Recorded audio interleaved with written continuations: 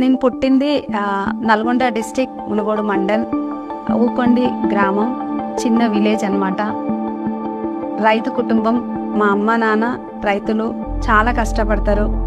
మా తమ్ముడు, చెల్లె, నేను, పెద్దామని నేను.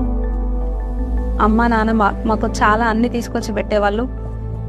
బాగున్న టైంలో కొన్ని ప్రాబ్లమ్స్, మా అమ్మకి హెల్త్ బాగుండలేక అక్కడి నుంచి మేము ఆ విలేజ్ నుంచి మేము షిఫ్ట్ అవ్వడం జరిగింది మునుగోడుకి.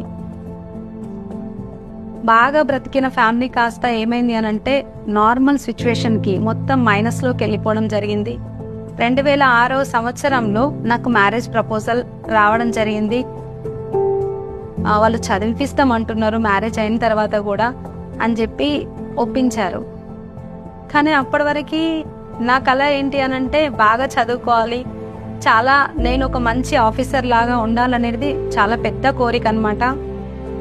అవన్నీ జరిగిపోయిన సిచ్యువేషన్లో అక్కడి నుంచి నా డ్రీమ్స్ మొత్తం కంప్లీట్గా వెళ్ళిపోయినాయి. చీటికి మాటికి ప్రతిదానికి అమ్మ గుర్తుకొచ్చి ఏడుస్తుండే బాగా. 17 yearsకి 2 పిల్లలు అయినారనమాట. చాలా స్ట్రగుల్స్ ఉంటుండే. సార్ రొటీన్ అప్పుడు కూడా కంప్లీట్గా మార్కెట్ ఇల్లు అట్లే ఉంటుండే. పెద్దగా మాకైతే టైం ఇచ్చింది